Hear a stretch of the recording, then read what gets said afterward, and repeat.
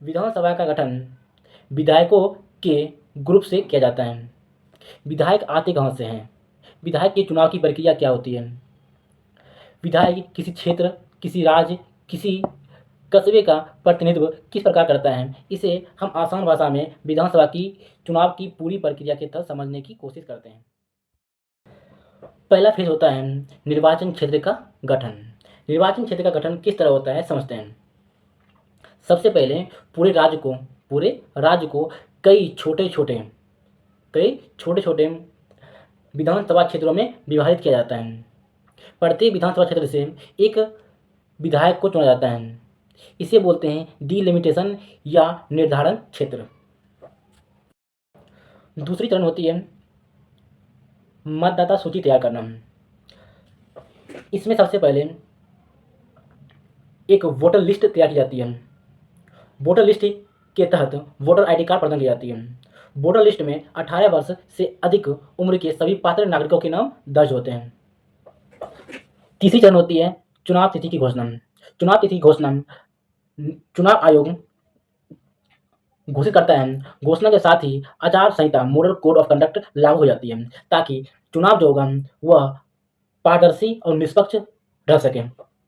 चरण होती है जिसे बोला जाता है नामांकन प्रक्रिया। यह उम्मीदवारों के लिए होती है। इसके तहत राजनीतिक दलों और स्वतंत्र उम्मीदवारों को नामांकन पत्र भरना होता है। नामांकन पत्र भरने के बाद चुनाव आयोग उसकी जांच करता है। जांच वैध पाए जाने पर या उम्मीदवार वैध पाए जाने पर उसे प्रकाशित कर दिया जाता है। इसके बाद शुरू होता है प्रचार प्रसार। इसके तहत उम्मीदवार के सपोर्टर वो प्रचार प्रसार कैंपेनिंग, पोस्टर, भाषण, सोशल मीडिया आदि के द्वारा जितना हो सके इसका प्रसार करते हैं। लेकिन याद रखने की बात ये रहती है कि चुनाव शुरू होने के 48 आवर पहले प्रचार प्रसार को पूरी तरीके से बंद कर दिया जाता है, जिसे हम मौन अवधि भी बोलते हैं। अगली फेज है मतदान दिवस।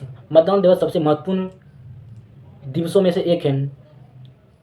इस दिन अपने घर से नज़दीकी पोलिंग बूथ के पास वोटर आईडी कार्ड और आधार कार्ड लेकर वोट देने के लिए निकलते हैं।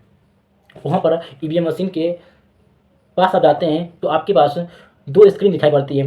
एक स्क्रीन में उम्मीदवार के फोटो लगे रहते हैं, दूसरी तरफ उनके निर्वाचन चिन्ह लगे रहते हैं। निर्वाचन चिन्ह के सामने आपको बटन दबाना होता है। इस तरीके से फिर अगले उम्मीदवार इस प्रोसेस को आगे बढ़ाते जाते हैं। अब होती है मतगणना और परिणाम आता है। जिस उम्मीदवार को सबसे अधिक वोट मिलती है वह उस निर्वाचित क्षेत्र का एमएलए घोषित कर दिया जाता है। अब सबसे महत्वपूर्ण घड़ी आती है सरकार बनाने की। जिस राजनीतिक दल को या गठबंधन को सबसे अधिक वोटें या विधायक या बहुमत प्राप्त होता है उस राजनीतिक दल के सबसे बड़े नेता को उस राज्य का सीएम घोषित कर दिया जाता है। फिर 5 साल के बाद इनका कार्यकाल पूरा होता है।